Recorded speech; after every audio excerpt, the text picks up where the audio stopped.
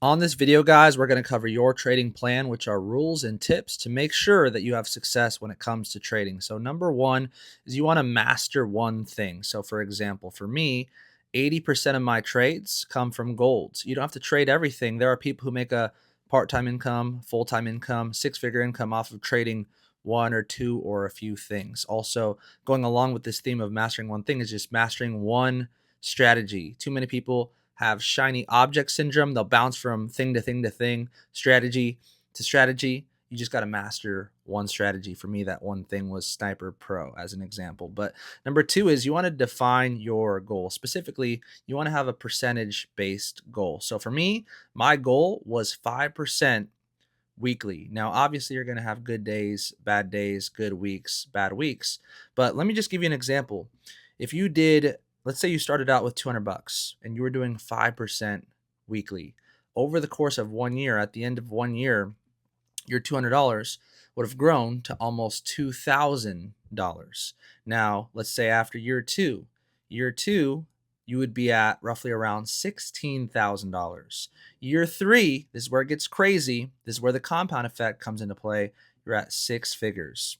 Now, obviously, that's in a perfect world, but it just shows you the power of not trying to get rich quick, but compound your account over time. Now, the third rule is you want to create your schedule. The same way that you have a schedule for work, your job, for the gym, anything that you have important in your life, you want to have a trading schedule as well.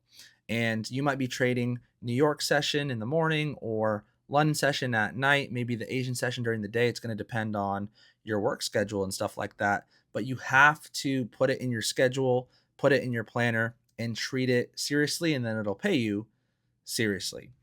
If you're just trading whenever you want, chances are you might not feel like it. You might not feel like putting in the work, and you don't have a boss telling you that if you don't show up, you're going to get fired, right? So having your own schedule is the closest thing to having a boss. Now, number four, the fourth thing is you want to set your daily trade limit. So for me, I actually take one to max three trades in a day because I don't want to sacrifice the quality for the quantity. Number four. Now, number five is risk management. So when you have your overall account balance, you don't want to risk more than 1 to 3% max per trade. If you have a smaller account, if you have less than a couple $100, then you could do max 5%. And that is proper risk management. So you're not risking too much. Otherwise, you would blow your account. If you're risking 20%, 30%, 50% per trade, that's where you could get into trouble. Now, number six is we call it a TP1 diet, meaning when you get a trade alert sent to you or from Sniper Pro or whatever the case is, it's going to give you multiple targets, multiple take profits. But there's a thing called twin trading, triplet trading, where you could take the same trade multiple times and have a short term target and a long term target, but that's too confusing for a new person. If you're newer, you just want to focus on take profit one because there's a difference between going from zero to profitable and then maximizing your profits, which is what you're going to learn later on. But in the beginning, you just want to focus on take profit one and keep it super simple. So when you take a trade, you have entry where you're getting in, your stop loss in case the trade goes the wrong way, and then take profit one. That's the only thing that you need to focus on initially. Next, number seven.